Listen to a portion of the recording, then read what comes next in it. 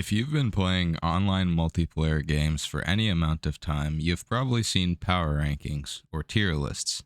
Directly comparing characters, weapons, items, and stats has been a pastime for many gamers, including myself, for years.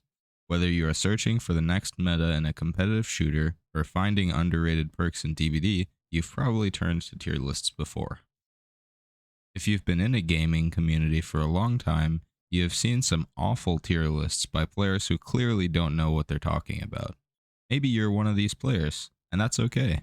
I'm here to explain a few concepts that should allow you to make more accurate power rankings.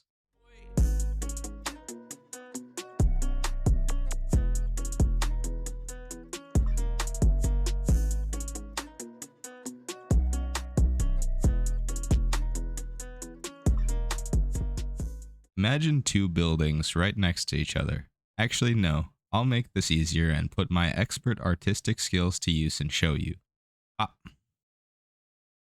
So here we have two buildings, a motel atop a tall mountain and a tower in a valley. Let's say you wanted to climb as high as possible. Which building would you go to?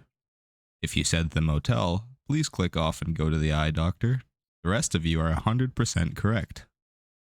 Despite the floor of the tower being much lower than the floor of the motel, your altitude would be higher standing atop the tower than on the motel. I know this is a long-winded explanation, but trust me, it'll help. Let's look back at the same example and assume the stairs are blocked. The wall is smooth and you don't have climbing equipment.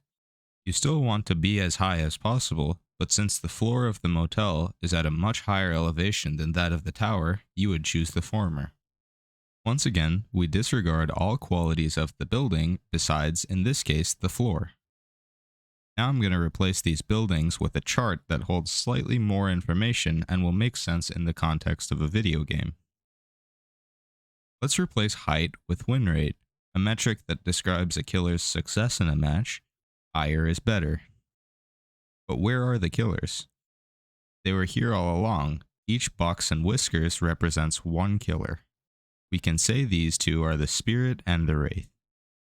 George and Timothy are two brothers that decide to take up Dead by Daylight as a new hobby. God help their souls. Never having played any games before, they both complete the tutorial and pick their killers solely based on look. George picks Philip and Timothy chooses Rin. They watch a few beginner guides from their favorite streamer, Adstarva, and head into their first match. The two brothers are both at the skill floor of their killer, since they are brand new to the video game and about as bad as a player could possibly be. Timothy struggles to get even a couple hooks in his Spirit games, while George is able to get 1 or 2 kills per match. This is because the Wraith has a higher skill floor than the Spirit. Let's look at the killer stats and power to find out why. As you can see, the Spirit has a movement speed of 4.4 meters per second, while the standard killer movement speed is 4.6 meters per second. A slower movement speed implies that the killer must be played in a special way with extensive power usage, which Timothy struggles with. Since he is new to DBD, the concept of not seeing survivors is very foreign, and Timmy finds it difficult to follow survivors using only audio and scratch marks. As a result, he opts to chase survivors without using the phasing ability, allowing the survivors to abuse his slow killer movement speed.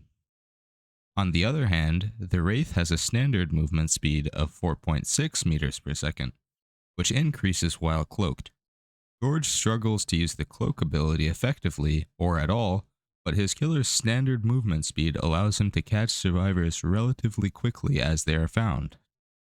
Both players are adamant about succeeding using their chosen killer, so they continue practicing in-game and watching videos and streams of players using the killer. After a month of practice, both players have a fundamental understanding of how their killer should be played, as well as most general killer knowledge. They both know how to use their power for mobility across the map, and they even begin to use the killer's power to end chases faster. George has learned to cloak when survivors have lots of distance on him to close the gap faster, as well as using his lack of terror radius and cloak to approach survivors on generators. Timothy learns to follow scratch marks and bloodstains while phasing and is sometimes able to end phases right behind survivors, resulting in more hits. Now they are in the main box on the plot, representing the middle 50% of players, or competency.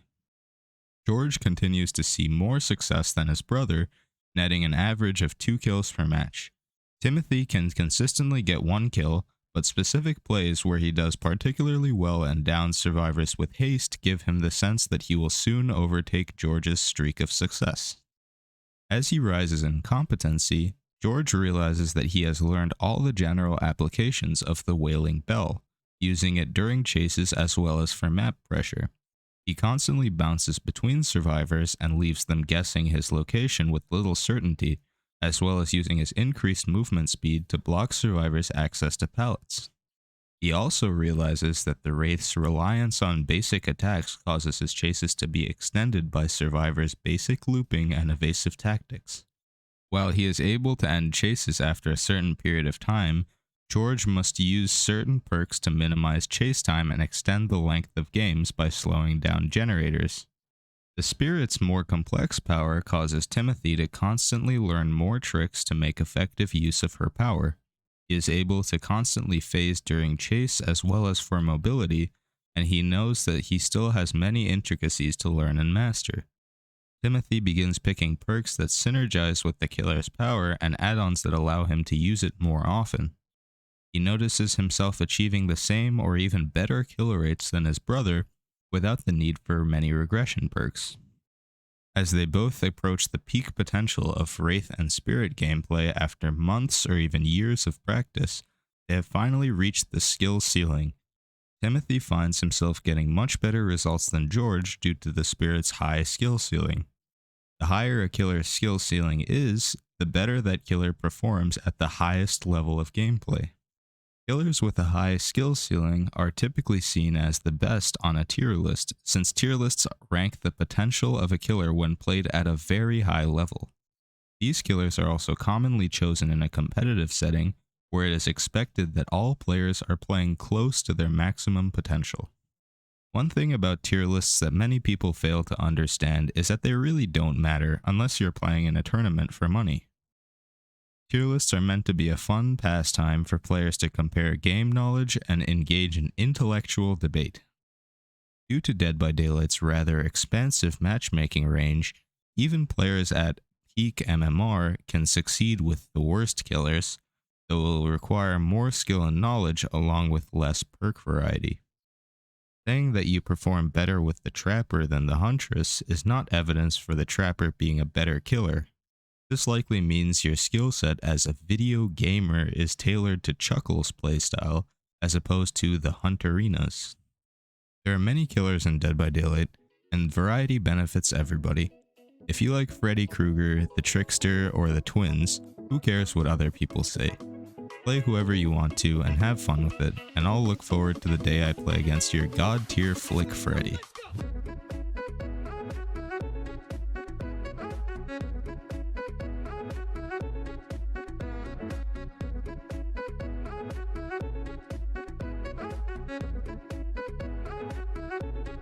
One, two.